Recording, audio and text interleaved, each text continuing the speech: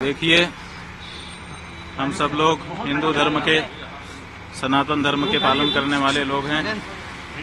हमारे यहाँ पुण्य पाप की भावना बताई गई है। सबसे बड़े पाप गौ घात आदि बताए गए हैं, लेकिन उससे भी बड़ा घात विश्वासघात बताया गया है। आपके जो उद्धव ठाकरे जी हैं, इनके साथ विश्वासघात हुआ है और इसी बात की पीड़ा बहुत सारे लोगों के मन में है। तो आज हम यहाँ पर उनके अनुरोध पर आए, उन्होंने स्वागत किया। हमने उनसे ये कहा है कि हम सबके मन में इस बात की पीड़ा है कि आपके साथ विश्वासघात हुआ। जब तक पुनः महाराष्ट्र के मुख्यमंत्री की कुर्सी पर आप विराजमान नहीं हो जाते, तब तक हम लोगों के मन का ये जो दर्द है, ये पीड़ा है, ये दूर नहीं हो सकती है। तो उन्होंने कहा है कि जैसा आप लोगों का आशीर्वाद होगा हम करेंगे। महाराज जी, जो हिंदुत्व की बात कर रहे हैं, जो विश्वासघात की बात कर रहे हैं, ठाकरे से निकला, वो कहते हैं कि हिंदुत्व हमारा हिंदुत्व है। बीजेपी कहती है कि हमारे साथ विश्वासघात हुआ है। देखिए, किसका हिंदुत्व असली है तो ये जानना पड़ेगा कि जो विश्वासघात करे वो हिंदू नहीं हो सकता है। जो विश्वासघात सह ले वो तो हिंदू होगा, क्योंकि उसके साथ विश्वासघात हुआ है। तो जिन लोगों ने विश्वासघात किया वो कैसे हिंदू हो सकते हैं? नहीं, बीजेपी का कहना है कि पहले उद्धव ठाकरे ने बाकी लोगों के साथ मिलकर उनके साथ विश्वासघात किया और यही वजह है कि बाद में उत्तराधिकारी आपको बोलते हैं हम है, उनके विचारों के उत्तराधिकारी है। उद्धव जी बोलते हैं हम है, विचारों के उत्तराधिकारी। भाई, हम कह रहे हैं कि उद्धव ठाकरे जी के साथ विश्वासघात हुआ है।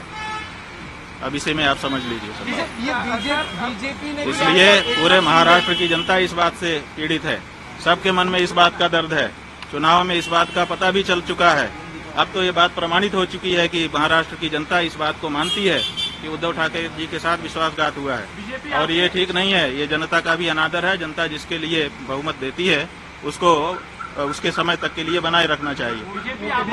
बीच में सरकार को तोड़ देना और बीच में जनमत का अनादर करना, ये अच्छी चीज नहीं है। भाजपा कहता है कि हिंदुत्व तो हम शंकराचार्य जो है बयानबाजी को लेकर कैसे हमारा हिंदुत्व ही। भाई, शंकराचार्य की बात नहीं है। शंकराचार्य जी क्या कहेंगे?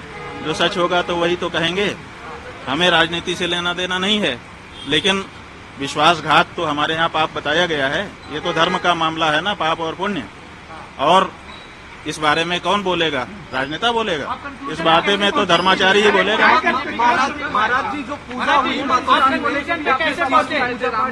उद्धव जी को क्या ये हमारे यहाँ परंपरा है कि जब गुरुजन पधारते हैं तो उनकी पादुकाओं की पूजा की जाती है और उसी का विधि विधान के साथ पालन उद्धव ठाकरे जी ने सपरिवार किया। केदारनाथ दिल्ली में बन रहा है, प्रतीकात्मक केदारनाथ मंदिर बन रहा है दिल्ली में, उस पर क्या कहना है? कुछ देखिए, प्रतीकात्मक केदारनाथ नहीं बन सकता है।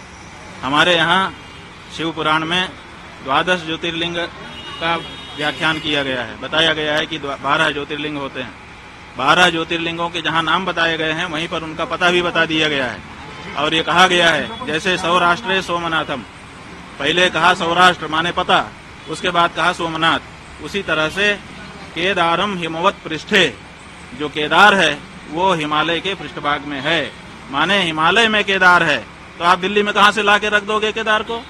जब पता साफ साफ बताया गया है कि ये यहाँ लोकेटेड है, तो आप उसका लोकेशन क्यों बदलना चाहते हैं? क्यों जनता को भ्रम में डालना चाहते हैं? आप भगवान के 1000 नाम है, किसी नाम से स्थापना करके पूजा करिए, लेकिन केदारनाथ धाम दिल्ली में बनेगा, ये अनधिकार चेष्टा है और ये नहीं होना चाहिए। क्या इसके पीछे राजनीतिक वजह है? भाई, बहुत सारी राजनीतिक वजहें हैं। हमारे सभी जो हमारे धर्म स्थान हैं वहाँ पर राजनीति वाले प्रवेश कर रहे हैं और अब हमारे धर्म स्थान में जहाँ प्रवेश करने में दिक्कत हो रही है, आप केदारनाथ में देखिए 228 किलो सोने का घोटाला हो गया। आप पत्रकार लोग क्यों नहीं उठाते हो? तो जब वहाँ पर घोटाला हो गया तो अब आप दिल्ली में केदारनाथ बना लोगे, वहाँ पर फिर दूसरा घोटाला करोगे। 228 किलो सोना केदारनाथ से गायब कर दिया गया। ये कहाँ का नियम है? क्यों नहीं उठाते हो प्रेस वाले इस बात को? आज तक कोई जांच तक नहीं बैठाई गई। 228 किलो सोना का घोटाला केदारनाथ में हो गया। कौन जिम्मेदार है? क्यों इस बारे में जांच नहीं होती है? क्यों भाई इस बारे में निर्णय नहीं होता है? और आप कहेंगे हम दिल्ली में ही केदारनाथ बना लेंगे, ये नहीं हो सकता। नरेंद्र मोदी जी से आपने कल मुलाकात की, उनको आशीर्वाद दिया कल? हाँ, वो हमारे पास आए थे, उन्होंने प्रणाम किया। हमारा नियम है, हम लोग आशीर्वाद देंगे, जो आएगा उसको आशीर्वाद देते हैं। नरेंद्र मोदी जी हमारे दुश्मन थोड़े हैं, हम उनके हितैषी हैं, सदा उनके हित की बात कह रहते हैं। जब उनसे कोई गलती हो जाती है तो हम उसको भी कहते हैं कि तुमसे ये गलती हो रही है। तो आपको लगता है वो हमारे दुश्मन नहीं है। उद्धव जी ने आपके जरिए बीजेपी के साथ वापसी को लेकर ऐसी कोई बातचीत? नहीं, हमारे जरिए हम कोई लाइजनर नहीं है। हमको श्रद्धा पूर्वक उन्होंने बुलाया था। हम, जैसा कि हमारा नियम है, श्रद्धा से बुलाने पर जाते हैं। हम आए, उन्होंने पादुका पूजन किया और उनकी अपनी बातें थी वो भी हमारे सामने रखी, हमने उनको सुन लिया। ये जो बात हम कह रहे हैं